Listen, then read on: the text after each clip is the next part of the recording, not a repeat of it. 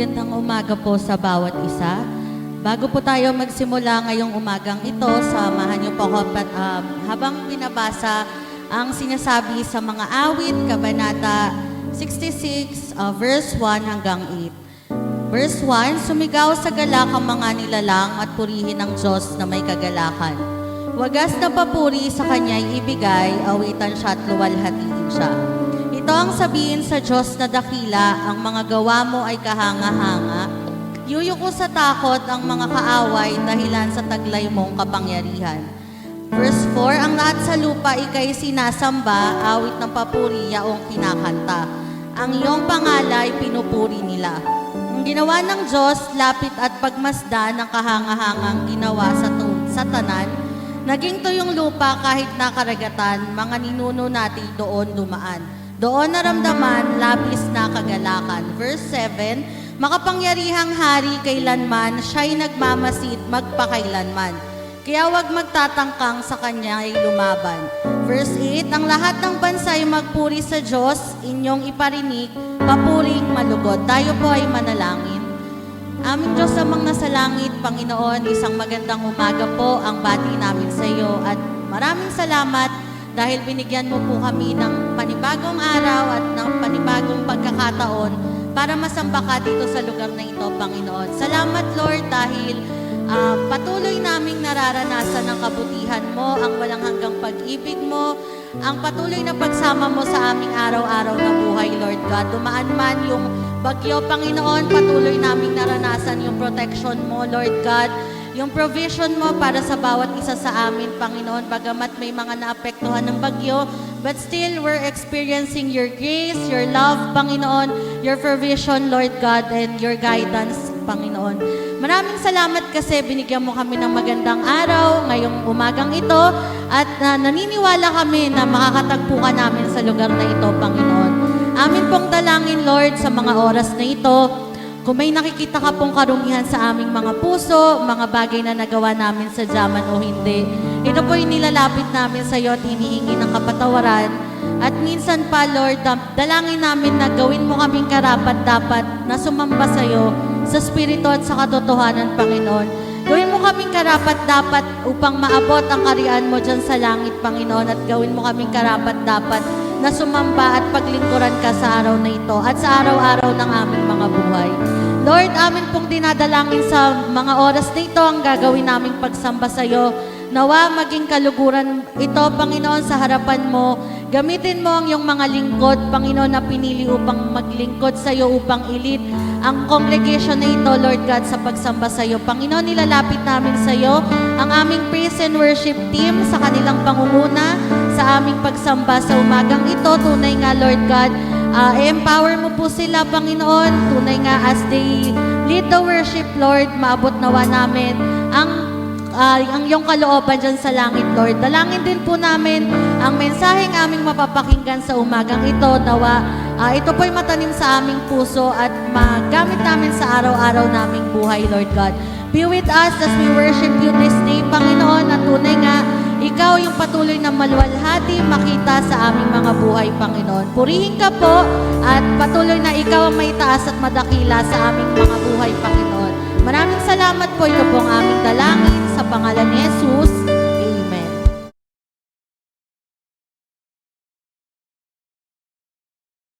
Isang pinagpalang umaga po sa ating lahat. Simulan po natin ang ating panambahan sa pag-aawitan. So, awitan po natin ang ating Panginoong Jesus at ibigay natin ang pinakamalakas at mataas na palakpak para sa Kanya. Sige po, habang po tayo ay umaawit, maaari po tayo umikot, kamayan, batiin po ang ating mga kapatiran. Ako'y masaya magkasama ko ngayon. Sa Diyos umibig ang puso ko'y masaya.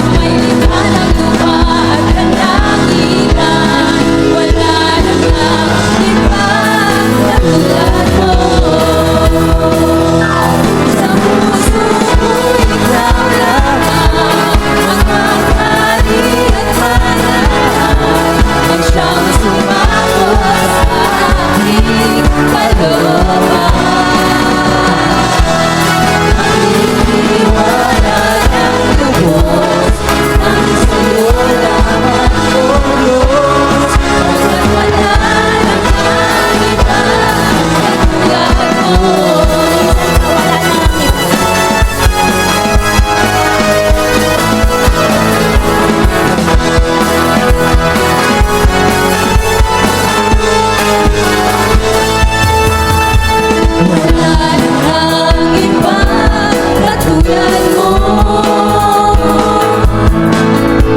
Wala nang iba na hihigit pa sa'yo.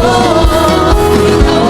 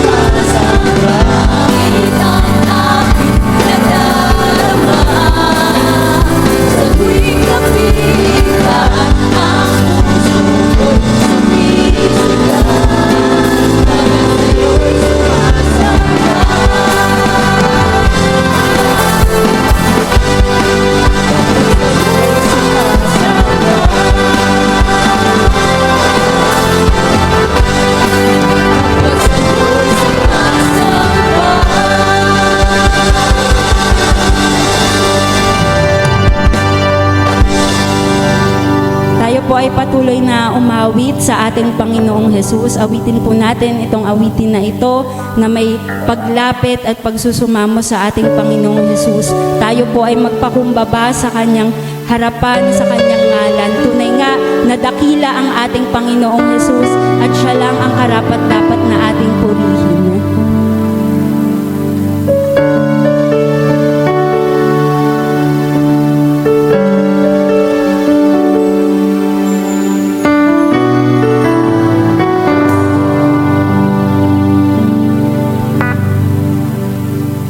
O Diyos,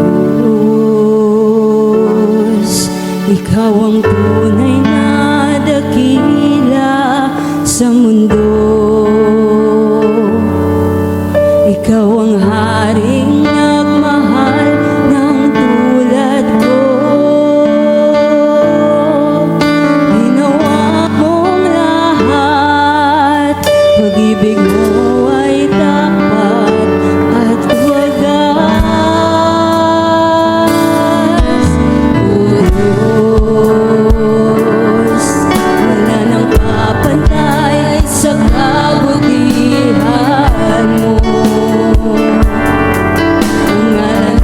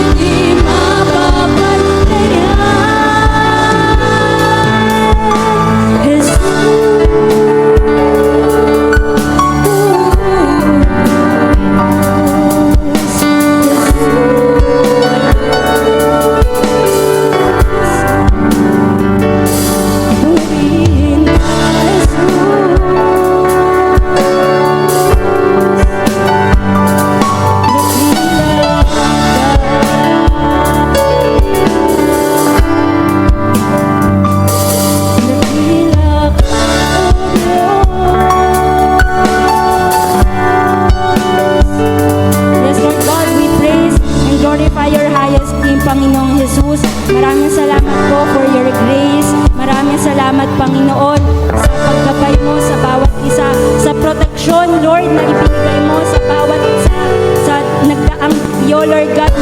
Maraming salamat po for keeping us safe, Lord God. Maraming salamat, Panginoon, dahil nagdiyaan ka sa lahat ng pagkakataon na kailangan namin, Panginoong Jesus, Lord. Maraming salamat po sa pagtanggap sa amin, sa pagyakap sa amin, Lord God. Maraming salamat, Lord, for choosing us to be your child, Lord. Maraming salamat po for all the blessings na kahit na, Panginoon, hindi kami karapat-dapat, patuloy mong ibinibigay sa amin. Maraming salamat, Lord, sa pagmamahal mo na hindi nagkukulang, sa pagmamahal mo, Panginoon, na pinupuho sa aming pang-araw-araw na buhay, Lord. Dalangin namin sa mga oras na ito, ikaw po ang sumigit na sa service, ikaw, Panginoon, ang magbukas ng puso at isipan, Lord, ng bawat isa. Ipaunawa mo, Lord, sa amin kung ano yung nais mong sabihin sa amin, Lord God. Tunay nga, Panginoon, na sa iyo namin ibinabalik ang pinakamataas na papuri pagsamba. Tunay nga, Panginoon, na dakila ka at wala kang katulad, O Diyos. Sa iyo po namin ibinabalik ang pinakamataas na papuri pagsamba. Tunay namin, ito lamang po ang aming samo at ang aming in Jesus' name we pray. Amen.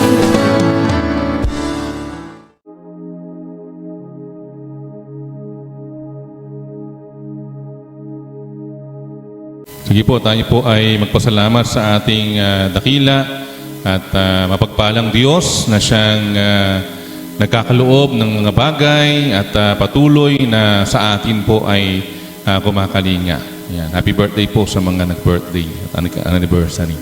Purihin po ang ating Panginoon. Dakilang Diyos na makapangyarihan sa lahat, we praise and thank you ngayong umaga dahil maraming dahilan upang kami ay magpasalamat sa iyo. Unang-una, Panginoon, sa iyong pag-iingat sa amin, pagbibigyan ng protection, Panginoon, sa nakalipas na buong isang linggo na kami ay dumaan sa bagyo.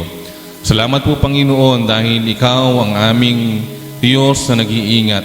Ikaw ang Diyos na sa amin ay sumama at naglayo sa amin sa anumang kapahamakan at malaking epekto ng kalamidad na nagdaan ngayong linggo. Salamat po, Panginoon, sa biyaya ng buhay at ng kalakasan.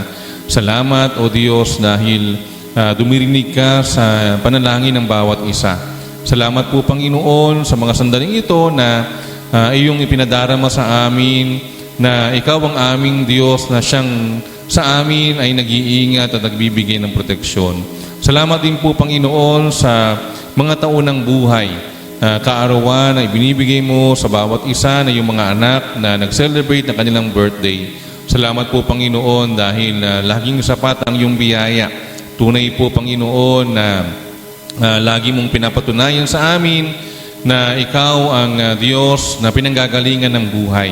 At marapat lang na palagi naming pasalamatan ka dahil ikaw po ay tapat sa iyong mga pangako sa amin. Salamat po maging sa mga taon ng pag-ibig, anibersaryo ng mga mag-asawa na siyang lagi mong sinasamahan, Panginoon, sa buhay upang patuloy na itaguyod ang sambahayan.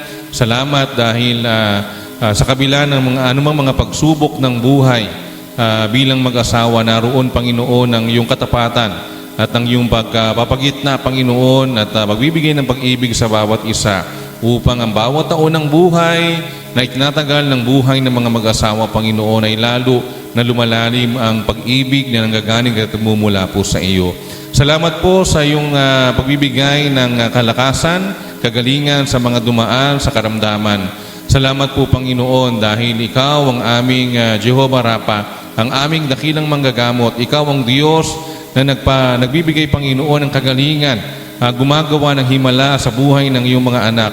Bagamat may mga pagkakataon kami nangihina, maging ang aming pananampalataya, Panginoon, pero lagi mong pinatutunayan sa amin na higit ang iyong kapangyarihan, higit ang iyong kamay na mapagpagaling sa anumang karamdaman meron, Panginoon, sa buhay ng iyong mga lingkod.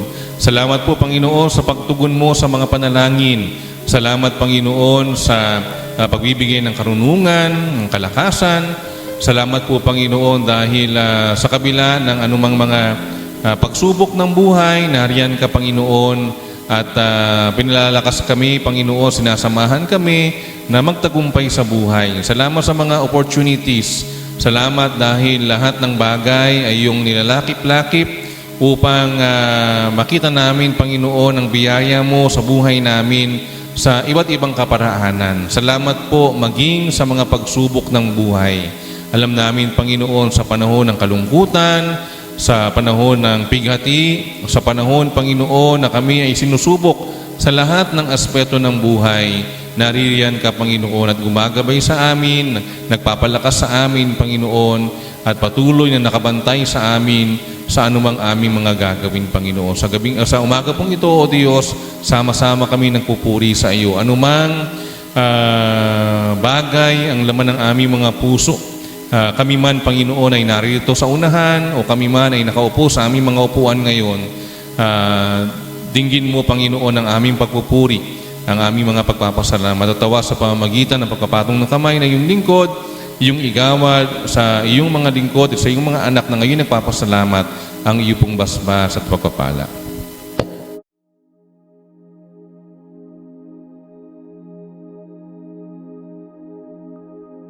Puri po ang Panginoon dahil ito po, first time ko po na, hindi man po first time na pumunta rito, pero first time po na magsalita. Ayan.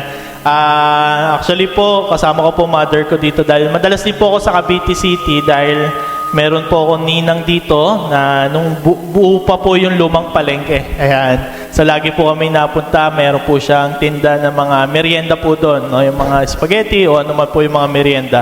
And ilang taon po yung lumipas, no? Bata pa po ako noon at ngayon nagpastor, ngayon lang po ako nakabalik, no?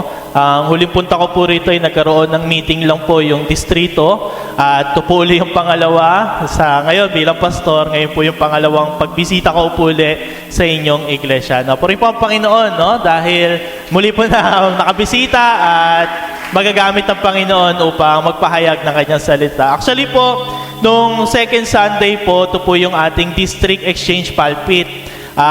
Ngunit nga lang po ay nakabook na po ako at ang misis ko, yung pamilya ko po, na uuwi po ng Surigao. Kaya nagsabi po ako kay Pastor na hindi po at salamat naman dahil pinaunlakan niya pa rin, no, na magawa ng paraan na maituloy pa rin po yung pag-i-speak ko po rito na kahit hindi po ako pwede nung second Sunday. At ngayon naman po ay sa imbitasyon po ay ito po yung linggo na kung saan ay hindi man po sa pagdiriwang, no, pero pag-recognize sa dahil sinabi naman po ng Biblia, no, hindi mawawalan ng kabuluhan ang pagpapagal natin sa Kanya. At bilang mga manggagawa, alam po natin na kami po ay sumusunod sa kalooban ng Panginoon, no? Talagang paglilingkod sa Kanya at ang paglilingkod namin sa Panginoon ay sa paraan ng paglilingkod sa iglesia na aming kinabibilangan o pinagkatiwala sa amin. Kaya naman ito po yung pagkilala sa mga lingkod ng Diyos na kung saan ay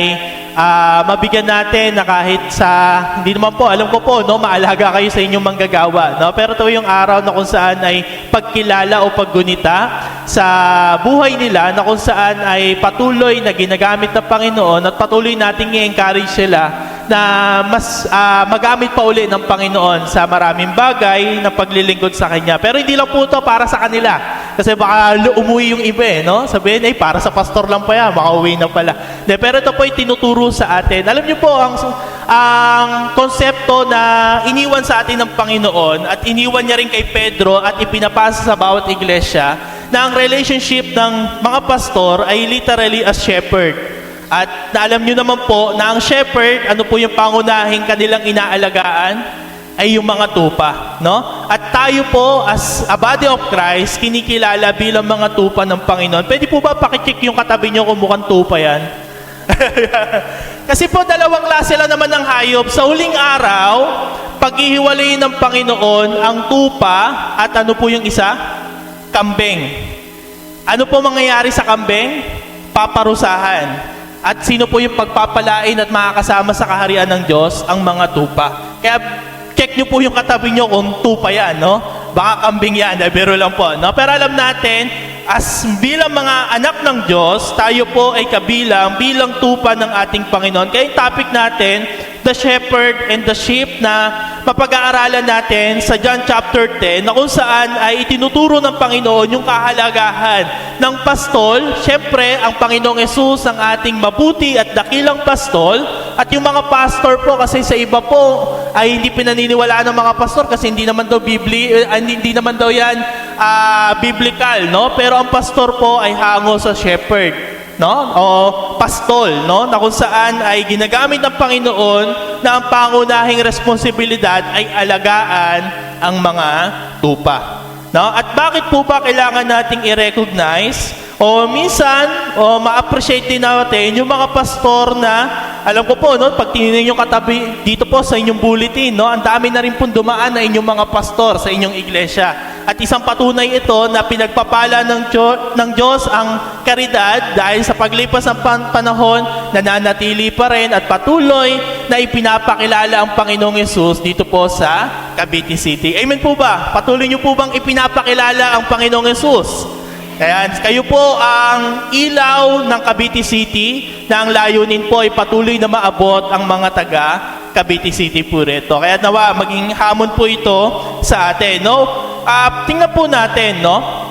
Merong 7 dahilan kung bakit ang mga pastol o mga shepherd ay minsan naglilive sa ministry. No, bakit po ba na nakakalungkot, no? Pag tiningnan, pag nag-leave or nag-file sa national ng pag-leave o pagre-resign, yung iba nagre-resign talaga no? Bakit po ba? Ano ba yung mga reason, no? Ito po yung ilan lang. Siguro meron pang iba, pero ito yung ilan lang, no? Unang-una po, discouragement. Di naman ibig sabihin na pastor ka, medyo parang may super human emotion ka na hindi ka natatabla ng mga discouragement, no? Lalo na kapag siya ay na-compare sa iba o kaya naman ay ginagawa niya naman lahat pero parang hindi pa rin nagiging okay, may mga kinausap para i-encourage pero parang wala pa rin. Kaya feeling minsan ng mga pastor, parang effective pa ba ako sa ministry? Parang hindi ko naman magawa o parang wala akong magawa sa buhay ng mga tupang aking pinangungunahan, no? Discouragement. And second po, failure. Hindi porket na pastor, laging success. Na hindi pwedeng, tayo po'y tao lang din. Ang bawat isa tao, nagpe-fail po tayo. Meron tayong mga nagagawa na hindi umaakma, nagpaplano, may mga pangarap, may mga vision sa church, pero minsan hindi po naaabot yan, no? Kaya minsan dinadamdam din ito ng mga manggagawa. Third, yung loneliness. Alam niyo po, ang pinakamahirap po sa mga pastor ay yung i-share yung problema sa iba. Napakapalad ng mga pastor kapag merong nagme-mentor o meron silang ahead sa kanila na pwedeng pag-sharean ng problema. Pero madalas po sa mga pastor, wala. Ang hirap naman yung pastor mag-share sa tupa ng problema. Of course, maganda rin po na maging transparent. Pero syempre, minsan kasi tinitingnan ng pastor bilang kalakasan, no? Kapag nag-share ng problema, pastor ba to? Ba't parang ang hina-hina naman neto? Kaya minsan, dinadala na lang mag-isa. Of course, nandun yung faith sa Panginoon, pero may mga pagkakataon na kailangan ng kasama. Kaya nga tayo as a body of Christ, hindi mawawala yung one another. Tama po ba? Ibig sabihin, kailangan natin na merong tutulong, gagabay, aakay, maaaring magtuwid o magpaalala sa kanyang mga ginagawa. And syempre, fourth, moral failure. No? Alam natin, ang pastor hindi naman din nalalayo sa tukso. Kaya may mga pastor na kung saan nahuhulog din naman sa tukso. Kaya naman kailangan ng bawat isa na merong magmamatsyag kapag medyo ang pastor medyo lumilihis na, may tatapik para maituwid siya ng landas, no? Sumunod po, financial pressure, no? Kasi talagang ikinumit ng pastor yung kanyang sarili para sa iglesia. Pero alam naman natin, tumataas ang bilihin, dumadami ang mga pangangailangan, alam natin ang bawat isa, at minsan kapag nag-struggle siya sa kanya kung may asawa at anak na, no, ito po, no, isang pressure ito sa buhay niya. Burnout din po, no? Alam natin na ang pastor po, ang daming ginagawa rin naman yan, no? Hindi lang isang activity lang, hindi lang pagpe-preach, marami ang mga bagay na pinaghahandaan para mapabuti o patuloy na magampanan niya yung tungkulin sa iglesia sa loob o labas man. Pero minsan nababurnout din po yan. And syempre, alam natin, hindi porket pastor, hindi na nagkakasakit. Ayan, no? Alam natin na kahit tayo po ay may pananampalataya sa Panginoon, hanggat nandito pa tayo sa katawang lupa, meron pa rin mga karamdaman, no? Ipinangako lang naman sa Bible na wala ng sakit, wala ng pagluha. Saan po ito? kapag kasama na natin ang Panginoon. Kayo po ba ayaw nyo po ng sakit? Pwede nyo na ipag-pray sa Panginoon na dalhin na kayo sa lugar nang wala ng kasakit. Pero alam natin, no? Prone po tayo sa karamdaman. Kaya habang nandito tayo, kahit pastor pa yan, nagkakaroon din yan ng sakit, no? Tumataas ang blood pressure, no? At marami pang ibang mga bagay. Kaya ito po'y paalala sa mga pastor. According po sa 1 Peter chapter 5, verse 1 and 2, to the elders among you, I appeal as a fellow elder and a witness of Christ's suffering, who also will share in the glory to be revealed. Be shepherds of God's flock that is under your care, watching over them, not because you must, but because you are willing as God wants you to be, not pursuing dishonest gain, but eager to serve, no? Ito po'y paalala sa mga pastor at ito po'y pinangahawakan ng bawat isa. Nagampanan ng tungkulin o ministeryo na ipinagkatiwala ng Panginoon, na sinumpaan din naman sa harap ng Panginoon, na pangalagaan ng tupa niya, na kung saan ay hindi pinipilit o dahil kailangan lang, kundi dahil naising paglingkuran ng ating dakilang pastol, walang iba kundi ang ating Panginoong Yesus, no? Hindi for personal gain o dishonest gain, but eager to serve, no? Kaya ito po isang mahalaga na paalala sa hindi lang sa mga tupa o bawat isa sa atin, kundi sa lahat din ng mga manggagawa, hindi lang bilang pastor, yung mga leader din po, no? Yung mga presidente o mga may mga pinangahawakan o hinahawakan ng mga ministeryo, no? Ito po hindi lang para di lang kayo pinipilit na paglingkuran o gampanan yung tungkulin nyo, kundi nais nyong maglingkod sa Panginoon, kaya dapat laging may desire na maglingkod. Kahit mahirap, kahit feeling mo mahina ka, kahit minsan feeling mo parang effective ba ako doon, pero kung ang Panginoon ang pinaglilingkuran natin, walang imposible sa Kanya. Amen po ba? Kaya pag-aralan po natin yung tupa at mga pastol, no? Pero bago natin pag-aralan, tayo muna po sandaling manalangin. Panginoong Diyos sa dakila, kami po nagpapasalamat dahil buhay at mabuti ka para po sa amin. At alam po namin, O Diyos, patuloy kang nagiging mabuti at tapat. At salamat sa araw po na ito na kami dinali nyo rito at hayaan nyo po na sa aming pagbubulay ng iyong mga salita, patuloy nyo kaming turuan, mahayag ka at madakila sa amin. Salamat po, itinataas ka namin sa pangalan ng aming Panginoong Yesus. Amen and amen. So una po, tingnan po natin yung mga tupa, no? Sheep, no? Tingnan natin sa ating sarili kung ito ba ay talagang nakikita sa atin, no? Why we are compared to a sheep in the Bible? Bakit ba tayo bilang mga mananampalataya kay Kristo ay kinukumpara tayo bilang mga tupa? Ang dami namang hayop tama ba? Ba't hindi na sa mga leon, oso, o mga aso o wolf, no? Bakit sa tupa? Ano ba pakinabang ng tupa at bakit dyan pa tayo isinilarawan? Pwede namang ibon o agila, no? Bakit sa tupa tayo hinalintulad ng Biblia? Una po, at makikita rin natin sa ating sarili, sheep have no sense of direction. Kaya di ba marami sinasabi ang mga tupa ay naliligaw ng landas. Kahit po siya ay may flock, minsan po kapag ang tupa ay merong hinanap o pinuntahan, kapag nawala siya sa pansin ng kanyang pastol, naliligaw yan, nahuhulog sa bangin o kaya pupunta sa ibang direksyon. Kaya sabi ng Panginoong Yesus, hinahanap niya yung tupang naligaw, kahit meron pa siyang natitirang 99, hahanapin niya pa rin ang isa, no? Kaya sabi sa Isaiah 53 verse 6a, no? Sayong lahat ay tulad ng mga tupang naliligaw. Nagkanya-kanya tayo ng lakad. Kaya ang pagtingin ng Diyos sa atin bilang mga tao, mga tupa, na kung saan ay kailangan ng pastol, na kung saan ay kukuha at dadali dito sa kawan ng Diyos, na kung saan ay tinatawag nating iglesia o church, no? Na tayo po ay mga ginader dito upang sambahin at patuloy na pangalagaan ng ating Panginoong Hesukristo, no? Naliligaw ng landas. Second po, bakit tayo nalintulad sa tupa? Sheep are defenseless. Marahil yung katabi nyo kayang manuntok. Palaban yan, no?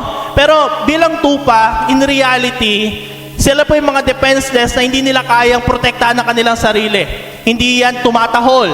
Hindi yan nagngangalit yung kanyang mga ngipin, no? Wala yung pangkagat na kung saan ay katulad ng defense mechanism ng ibang mga hayop. Wala yung matutulis na kuko. Ibig sabihin po, ang mga tupa ay talagang sa paningin ng Diyos, defenseless or helpless. Sabi ng Panginoong Yesus, no? nung makita niya yung mga tao, sabi, they were confused and helpless, like sheep without a shepherd. Kaya yung merong dalawang armas ang meron ang isang pastol.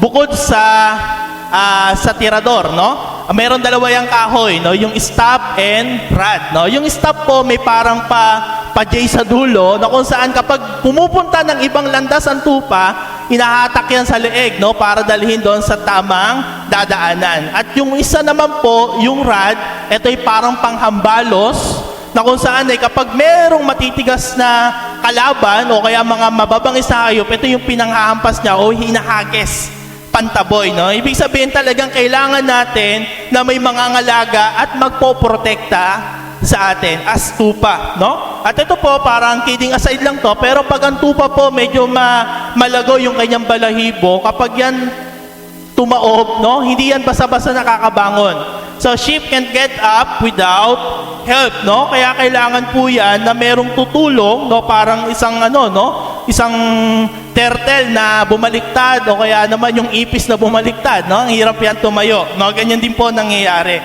And pamport, sheep are emotional. Na bakit po emotional ang sheep, no? Kasi nare-recognize niya yung tinig ng kanyang tupa ay ng kanyang pastol. Nare-recognize niya to, kaya panoorin po natin yung video kung totoo bang ang sheep ba ay kayang i-recognize yung tinig ng kanyang pastol. No? Panoorin po natin.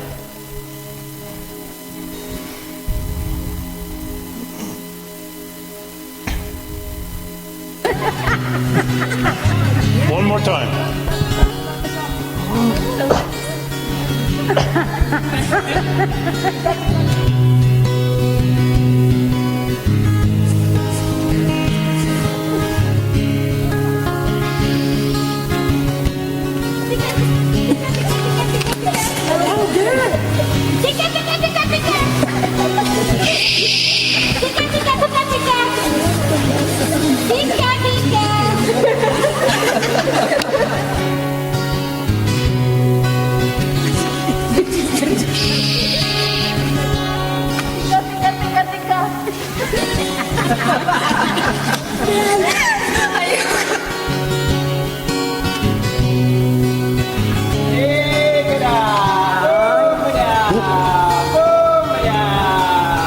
Look at that, look at that.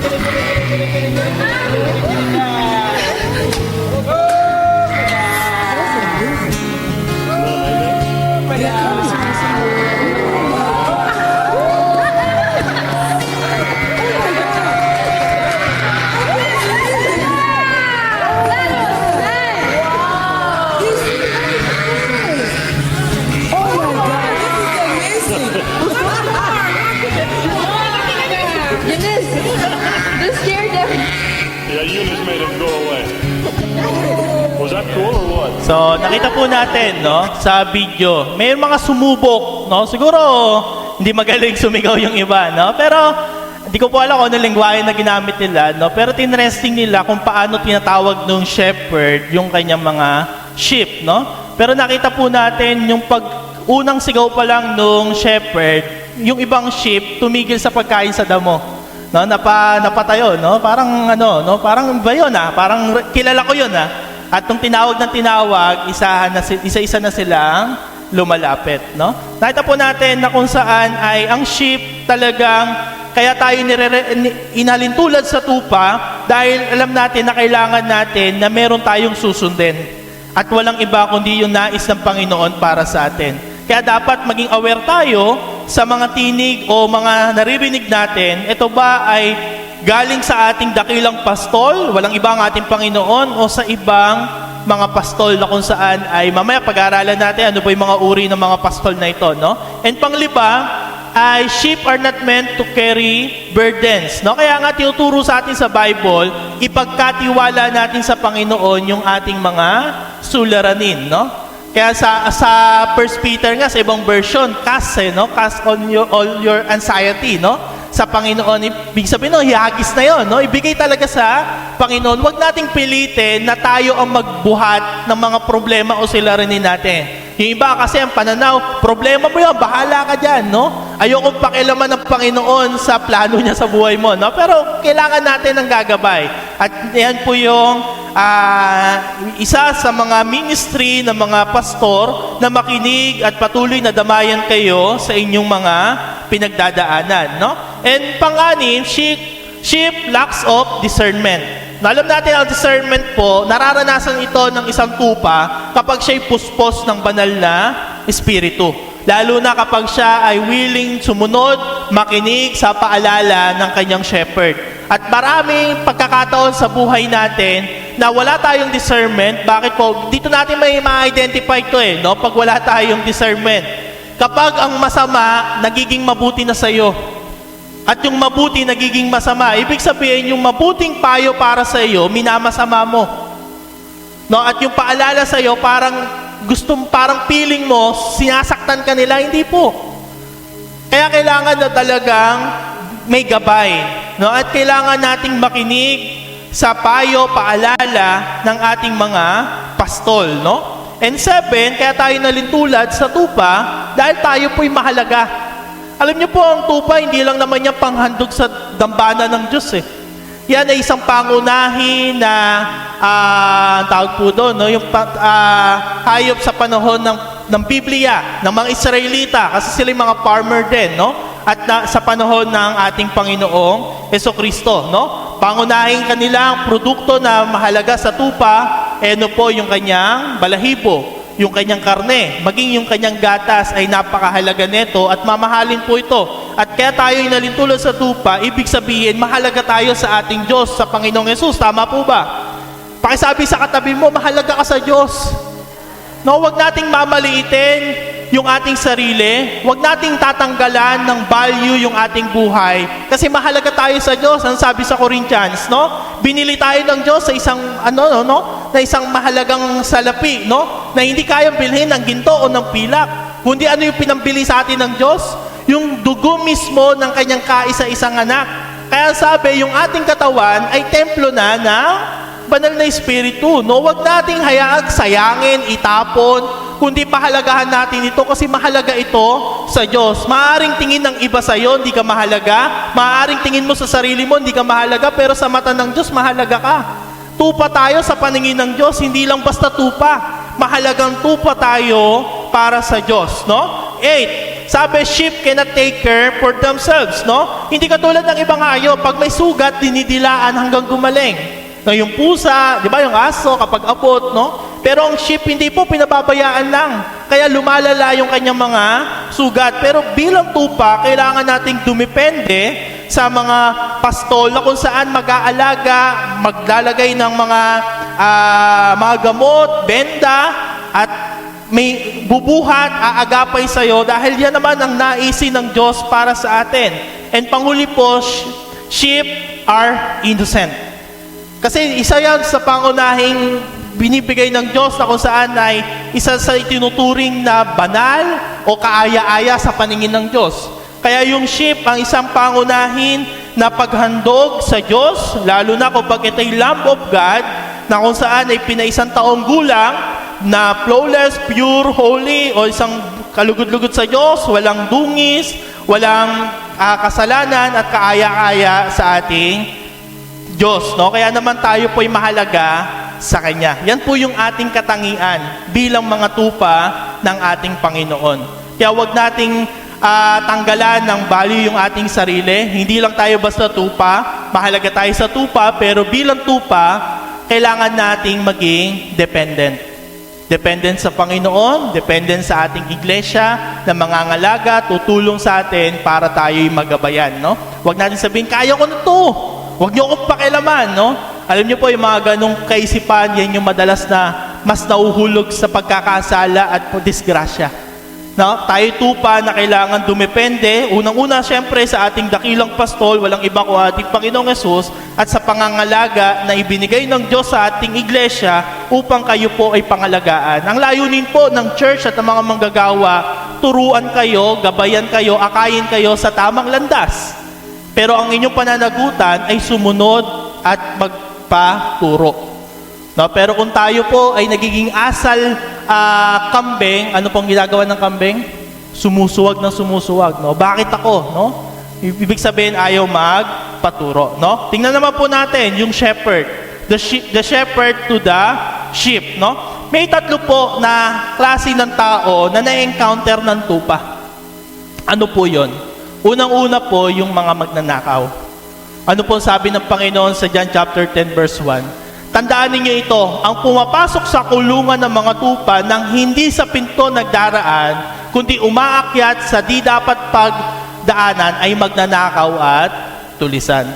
Alam niyo po, nakakalungkot, may mga church na nag-aaway-away, no? Minsan agawan ng miyembro o kaya naman pagalingan ng pagpapaalala sa inyo. Mas magaling mag-explain yun doon kaysa sa pastor namin, magaling siya mag-preach, no?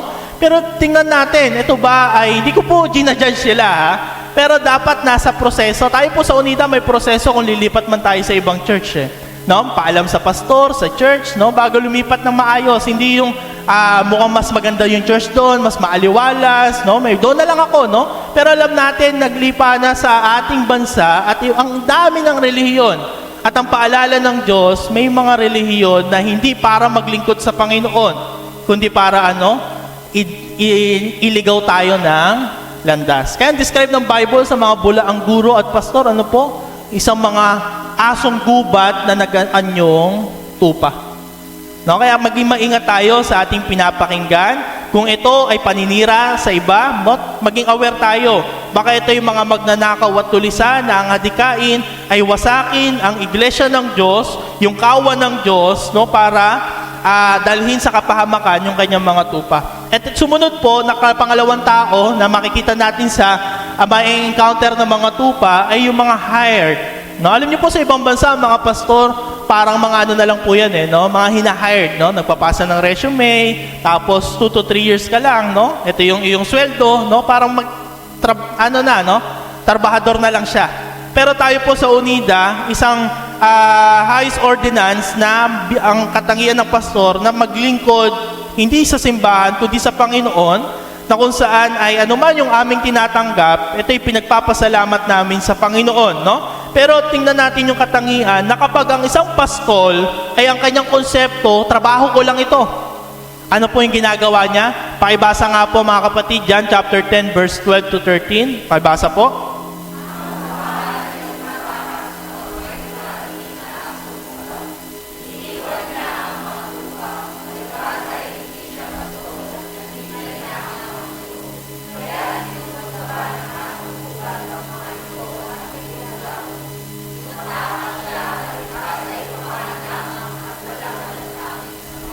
Yan, no? Yun po yung nakakalungkot, no?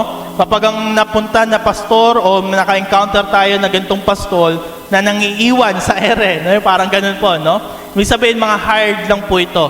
Ang kanyang ministry ay hindi para sa tupa, kundi bilang trabaho lamang. No, walang personalan, trabaho lang, no? Pero ito po, talagang paalala, hindi lang naman ito sa mga pastor. Kung kayo po ay pinagkatiwalaan, tayo po sa UNIDA, 3 years na pagsiserve sa anumang kapisanan, sa ministry, no, hindi po tayo mga hired porket hindi rin po kayo nabibigyan ng love gift, no? Kundi tayo ay may tungkulin sa Panginoon, no? Sana hindi po dumating na pag ayaw natin, aalis na lang ako, no? Wag na lang ako, o iba na lang, no? Tapusin muna natin yung termino, no? Bago tayo lumipat o magpahinga muna, no? Pero kung talagang pangangailangan, ay talagang kailangan magpahinga. Pero wag sana yung bigla na lang tumatakas. Tulad nito, na walang malasakit sa mga tupa. Halimbawa, kapisanan ng kabataan, no? Kung ikaw ay presidente o officer, huwag mong iwan yung mga tupa ng mga kabataan, no? Pangalagaan mo to kung ano yung magagawa mo dahil meron tayong tungkulin sa ating dakilang pastol. Ganun din yung paalala sa atin bilang mga manggagawa. At pangatlo, na may encounter ng tupa ay yung Good Shepherd. Good Shepherd na kung saan, ang sabi po ng Panginoon, siya naman talaga yung pinakamabuting pastol na tinutularan ng mga pastol ng ating simbahan. No? Sabi sa John chapter 10 verse 11, ako ang mabuting pastol, inaalay ng mabuting pastol ang kanyang buhay para sa mga tupa. Ibig sabihin, talagang may sacrifice ito na hindi ito madali, no? Sacrificial ang paglilingkod sa ating Panginoong Hesukristo at pangalagaan yung kanyang mga tupa. No, ano po ba yung mga characteristics ng mabuting shepherd, no? Tingnan natin yung ating mga pastor kung pasado ba rito, no?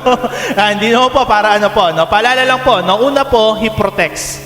na ang tanging responsibilidad ng isang mabuting shepherd ay protektahan ng kanyang tupa, unlike doon sa hired na shepherd, no? Yung walang malasakit, no? Poprotektahan niya to, at kung kailangan may sacrifice, gagawin niya ito, no? Kaya yun po sabi, no? Sa John chapter 10, sinabi doon, no? Tumatakas siya, no? Kapag wala talagang malasakit, no? Pero sa oras ng danger, maaasahan at nariyan ang pastol na mabuti, no? Second, he guides, no? Gumagabay ito sa kanyang mga tupa. Sabi sa Psalms 23 verse 3, no? He guides me in the paths of righteousness. Sa iba po, right path o leads in the right direction. Papunta saan? Sa green pasture. Kaya yun po ang responsibilidad o karakteristik ng mabuting shepherd, no? Pangatlo, he feeds, no? Pinapakain niya ng maayos, masagana yung kanyang mga tupa. Kaya isa sa responsibility ng pastor ay ma-make sure, no, na kung ang pinapakain niya ba sa kanyang mga tupa ay maayos, may nourishment at nakakapagbigay ng growth sa kanyang buhay. Siyempre, ito'y connected saan? Sa salita ng ating Diyos.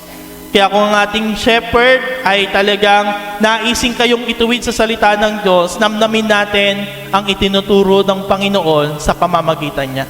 No? Kasi ito po yung responsibilidad ng shepherd. No? At hindi lang po sa salita ng Diyos tayo pinapakain, kundi yung buong pagkatao natin, yung buhay natin, hanggat maaari, maabot, no? Lalo na yung mga emotional problem, no? Social, kahit nga usap mang mag-asawa o pamilya, ay talagang naririyan ng mga shepherd ng Panginoon, no? Sabi sa Isaiah 40:11, he tends his flock like a shepherd, he gathers the lambs in his arms and carries them close to his heart. He gently leads those that have young, no? Yung mga may mga inahin na tupa, no? Na kung saan ay may mga maliliit na anak, no? Talagang dahan-dahan niya tong ginagabayan, no? Talagang ninonurture niya to, maayos sa pagkain, tama o wasto, na kung saan ay para maging healthy at maayos. Panglima na responsibility ng isang shepherd o characteristic ng good shepherd, he equips them, no? Na talagang hindi lang para pakainin niya, no? Papuntahin lang sa church, kundi para hubugin tayo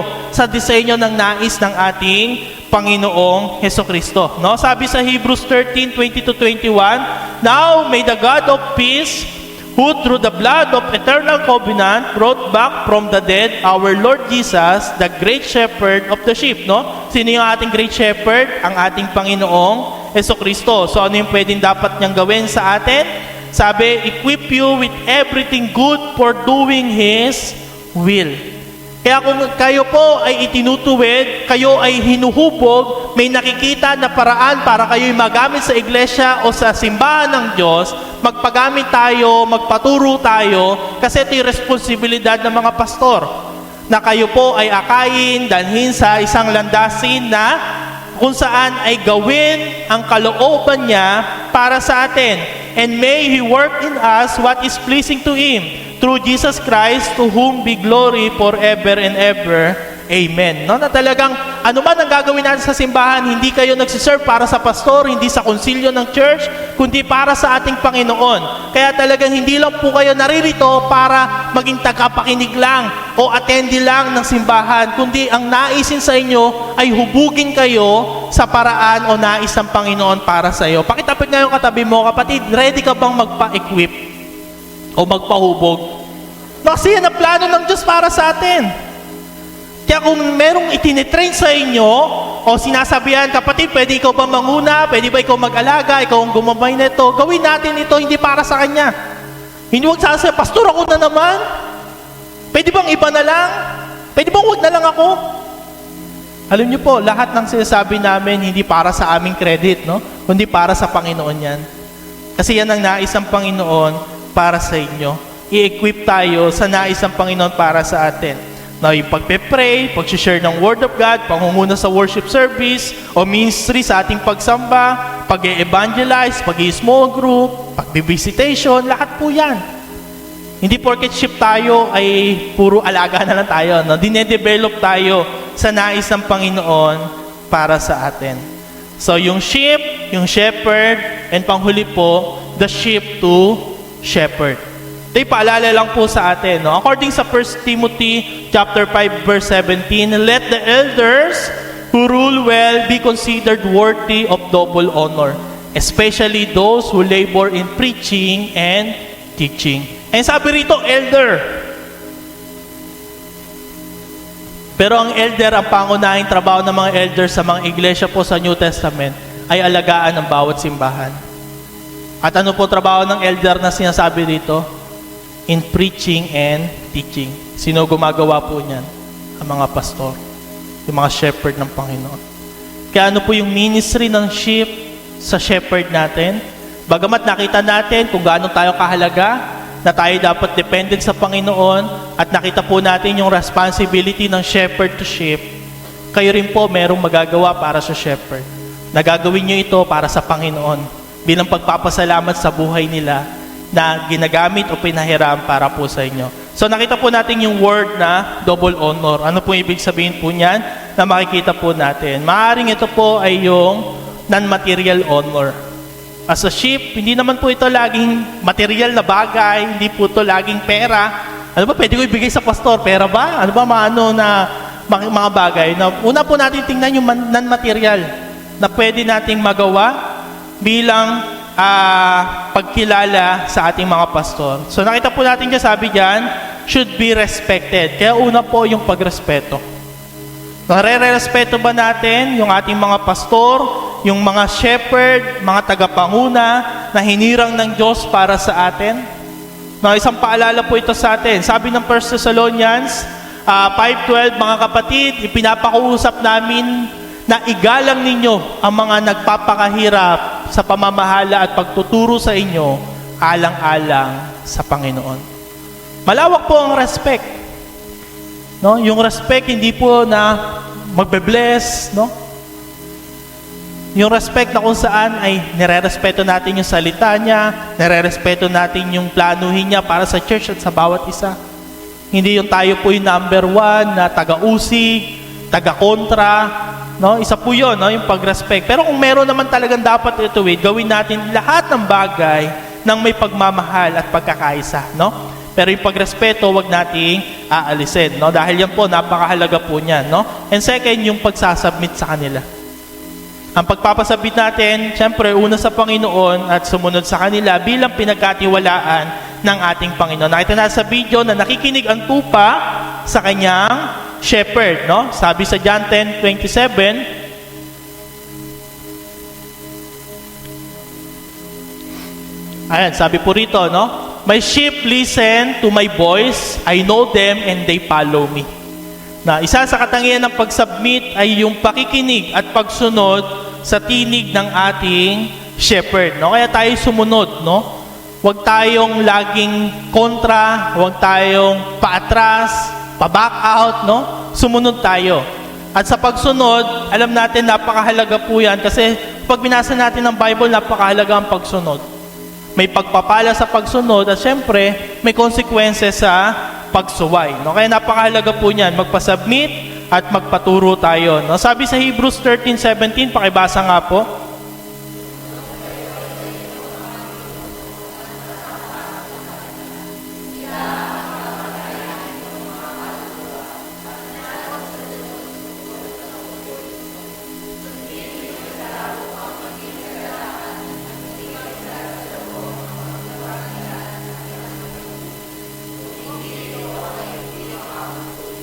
Ayan, no? Una po, pag di tayo sumusunod, di ba? Nasasaktan din sila. Nasabi doon sa talata po na yan, no? Ang pagsunod natin, nagbibigay ito ng kagalakan sa kanila. At pag di rin tayo sumunod, ano po? Hindi ito makabubuti sa inyo. Kaya napakahalaga po ng pagpapasubmit. And panghuli po, na dapat na magawa natin sa ating mga non-material na pwede nating pang-honor sa ating mga manggagawa, yung prayer. Minsan po, pag nagpipreach, ano ba yan? Parang hindi naman napaghandaan. Parang hindi naman hindi naman akma. O parang naman walang direksyon. Ito po tanong mga kapatid, pinagpe-pray po ba natin sila? Lalo na yung tatayo sa unahan. Instead na usigin natin, hindi siya katulad ni ganito, ganyan, pag-pray din natin. Kung meron tayong nakita na parang hindi okay sa inyo, ang dapat natin gawin pag-pray po. Kasi napakalaga po ng prayer. Instead na taga-kontra, instead na may lagi kang pintas, pag-pray natin. Siya, nahipuin ng Diyos, ituwid ng Diyos, hubugin ng Diyos, upang mas lalong maging kagamit-gamit. No, sabi ni Paul, no, sa Romans 15:13, no, mga kapatid, nakikiusap ako sa inyo, alang-alang sa ating Panginoong Hesukristo at sa pag-ibig ng Espiritu, tulungan ninyo ako sa pamamagitan ng inyong taimtim na pananalangin para sa akin. No, si Paul na po, no, kung titingnan natin yung buhay ni Paul, napakatapang niya. No, kahit siya'y makulong, talagang ipinipreach niya si Jesus Christ. Pero in reality, mahina siya deep inside. Ano kailangan niya? Prayer. Kaya malaki po magagawa nyo. Pastor, ano ba pwede maitulong namin sa iyo? Pagdasal nyo ang inyong mga pastor, ang inyong mga manggagawa. Malaking bagay po yan. Para mas lalo po siya mahubog sa nais ng Panginoon para sa kanya. Ano po yung mga pwede natin pag-pray sa kanya? Yung personal life niya. Kamusta na ba si pastor? No? Ano ba yung problema pinagdadaanan niya? No? Yung administration niya sa church, no? Alisin na po natin yung pagko-compare. O sana, sige, ito na lang po, mapunta next year sa amin. Napag-pray natin na maging maayos, magampanan niya yung tungkulin sa pagmamanage ng church, yung pag-aaral niya ng sermon, yung mga pagsubok na kanyang pinagdadaanan, yung kanyang pangangalaga sa kabuuan ng tupa o ng mga simbahan, loob at labas, yung kanyang pangangailangan, pag-pray natin po ito. Ito po yung mga pwede nating ipag-pray sa buhay ng ating mga pastor.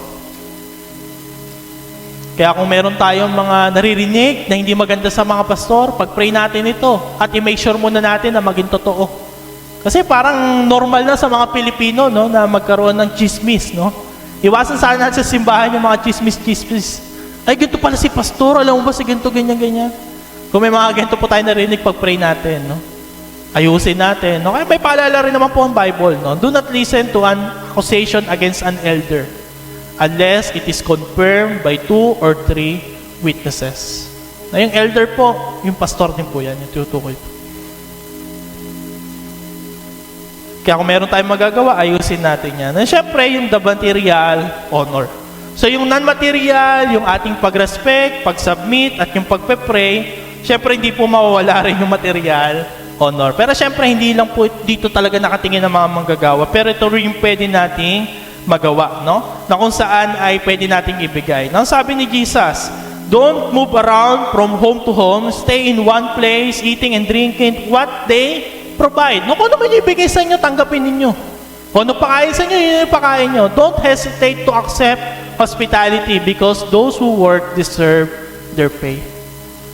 Huwag kayo mahiya. Tanggapin nyo yan kasi yan yung reward ng Diyos sa inyong pagpapagal para sa Kanya. Sa Matthew chapter 10, no, sa inyong paglalakbay, huwag din kayong magbaon ng pagkain, bisan, pampalit na sandalyas o tungkod sapagkat ang mga manggagawa ay karapat-dapat na tumanggap ng mga bagay na kanyang ikabubuhay. Kaya kung may nakita tayong pangangailangan niya, pwede natin ito ibigay. Bigay na kung saan ay isang pagpapala na galing din naman sa Panginoon. Siyempre, may turo rin naman ng Bible, no, patungkol sa pagbibigay. Yung ginawa ng isang kamay, huwag natin ipagsabi sa kabila. Baka mami, pag malaki ako nagbigay ng baro niyan kay pastor. Huwag natin pagbigay natin lahat ito para sa Panginoon. At dito po may tuturo po ko na mahalaga, no? Kasi minsan, ginigipit yung mga manggagawa eh. Ba't pa natin bibigyan eh? Dati nga yung mga pastor, nabubuhay naman sa mga ganito lang tinatanggap eh. No? Ba't pa kailangan bigyan yan? Iba na po.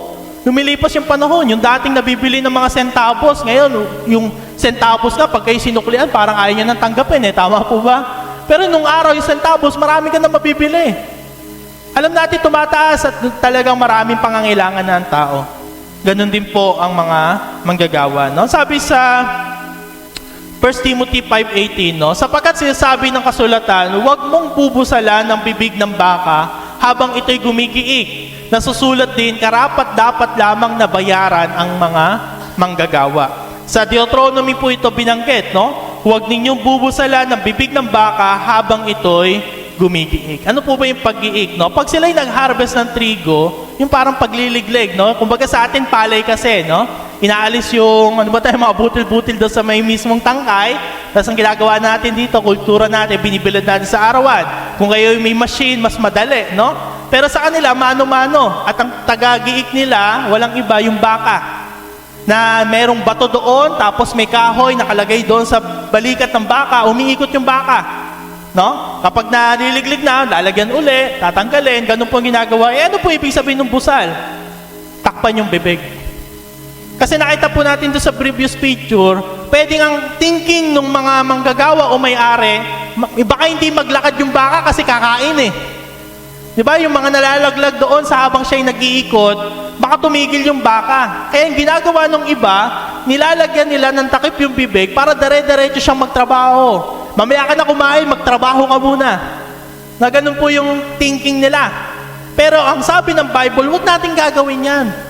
Kasi hindi yan karapat-dapat. Kasi ang mga nagpapagal, kailangan tumanggap din ng nararapat para sa kanya. Kaya basahin natin yung 1 Corinthians. No? Sabi po rito, pakibasa nga po mga kapatid, sapagkat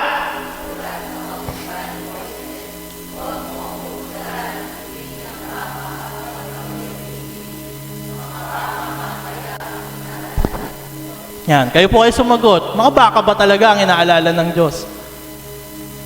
Sa Korinto. No, basahin po natin yung kasunod. No? Sabi po rito, sa 10, no? Hindi ba tayo ang tinutukay niya? Alang-alang sa atin, kaya iyon isinulat. Sapagkat ang mga magsasakang nag-aararo at mga naghihiwalay ng mga butil sa uhay ay gumagawa sa pag-asang may bahagi sila sa aanihin. Nagasik kami sa inyo ng pagpapalang espiritual. Malaking bagay ba naman kung umani kami ng mga material na pakinabang mula sa inyo? No, sabi ni Pablo, no? Kung ang iba'y may mga ganitong karapatan, lalo na kami. Ngunit hindi namin ginagamit ang karapatang ito. Tinitis namin ang lahat upang hindi kami maging hadlang sa magandang balita tungkol kay Kristo. Hindi ba ninyo alam na ang mga naglilingkod sa templo ay tumatanggap ng pagkain mula sa templo at ang mga naglilingkod sa dambana ay may bahagi sa mga handog na nasa dambana? 14, sa ganyan ding paraan, ipinag-uutos ng Panginoon ang mga nangangaral na magandang balita ay dapat matustusan ang ikabubuhay sa pamamagitan ng magandang balita. Kaya kasama po rin yung material na bagay. Of course, may mga love gift naman po, no? Pero pag-aralan din po natin. Kaya nga, maging aware din tayo sa buhay ng mga shepherd. Sapat ba? Natutustusan yung pangangailangan? Lalo na kung may karamdaman, no? Yun po yung pangangalaga ng tupa sa kanyang mga pastol. Mahalaga kayo? May tungkulin ng shepherd? Meron ba kayong magagawa sa inyong mga shepherd na naayon sa salita ng Diyos? Kaya hindi naman po required lahat magbigay ng material na bagay. Yung double honor, either non-material or material na bagay, pwede nating i-appreciate sa ating mga pastor. Kaya ibigay natin ito, gawin natin ito bilang pagpapasalamat at pagpupuri sa Panginoon. Kaya nga sabi diyan ng Panginoon, no? I will give you shepherd after my own heart, who will guide you with knowledge and understanding. Sino nagbigay ng mga pastol sa buhay ninyo? Ang ating dakilang pastol.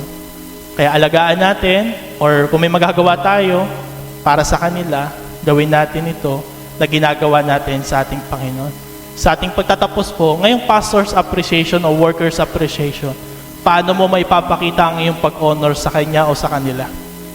At panghuli po, ipanalangin ng inyong mga pastors or workers para magampanan nila ng wasto ang kanilang mga pananagutan sa ating Panginoon. And of course, sa inyo bilang mga tupa, panalangin din natin yung ating sarili na tayo bilang mga tupa ay maging dependent talaga sa ating Panginoon at sa ating mga pastor upang tayo po ay maprotektahan, magabayan, maturuan, maalagaan at mahubog ayon sa disenyo ng Panginoon para po sa atin. Tayo po ay manalangin. Panginoong Diyos, sa dakila, kami po ay nagpapasalamat dahil kami na iyong mga tinawag at bahagi sa simbahan na ito na maging mga tupa ninyo.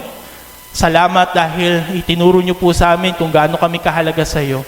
Na kami, O Diyos, ay dahil kami mahalaga, ay kami, O Diyos, ay inyong niligtas, binili o binayaran, hindi ng salapi na mapapalitan ng mundong ito, kundi ng iyong dakilang dugo na ibinigay niyo para po sa amin. At salamat dahil kami ngayon ay nasa pangangalaga ninyo. At salamat dahil ang simbahan na ito, ang iglesia na ito, ay binigyan nyo ng mga manggagawa na kung saan ay responsibilidad nila na alagaan, protektahan, pakainin ng tama, at patuloy na dalhin sa maayos na landasin ang iyong mga tupa na ito. Pagpalain niyo po ang iyong mga manggagawa o mga shepherd na iyong tinalaga sa iglesyang ito, sa mga misyon ng iglesia na ito. Tuloy niyo po silang bigyan ng kalakasan. Pangunahan niyo po sila sa mga panahon na sila'y mahina, nalilito, nasasaktan. Ikaw po o Diyos ang maging lakas nila. At patuloy o Diyos na pangunahan niyo po na sangayon sa iyong kalooban ay patuloy na maging matatag ang mga tupa at mga pastol na to ayon sa iyong nais at kalooban. Itinataas ka namin, dinadakila. Ito po ang aming dalangin sa pangalan ni Jesus. Amen.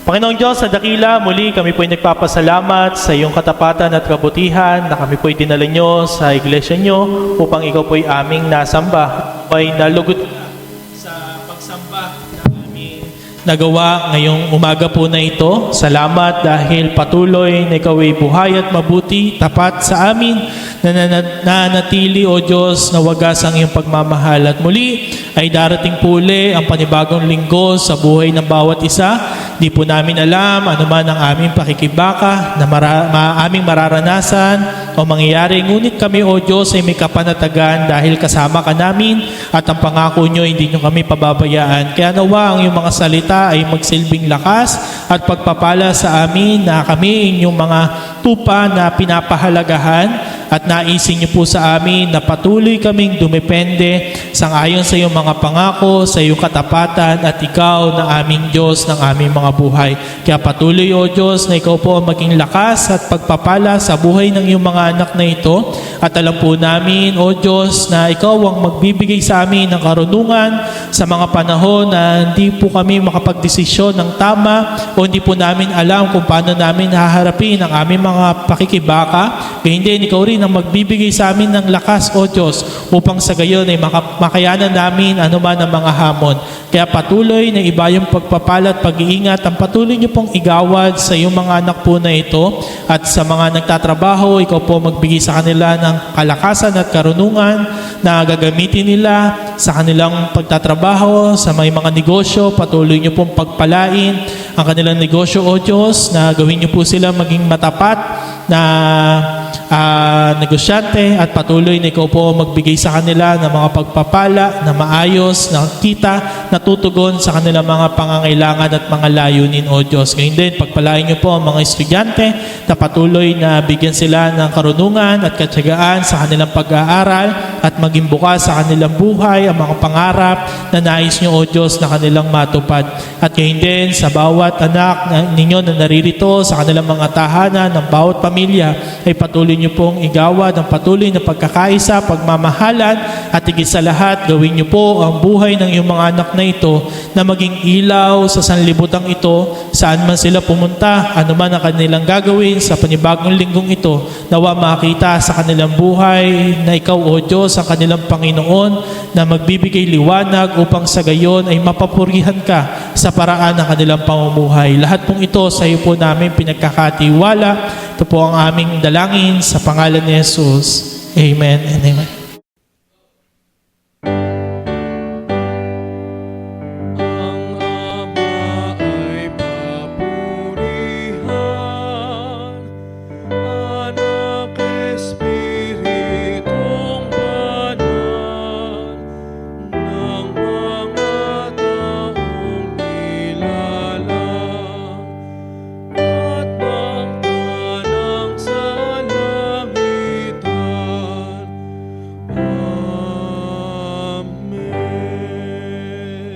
Mula sa ating Panginoon na dakila, buhay at tapat, naway gawad niya ang kanyang mayamang basbas sa inyong bilang ang kanyang mga anak at tupa.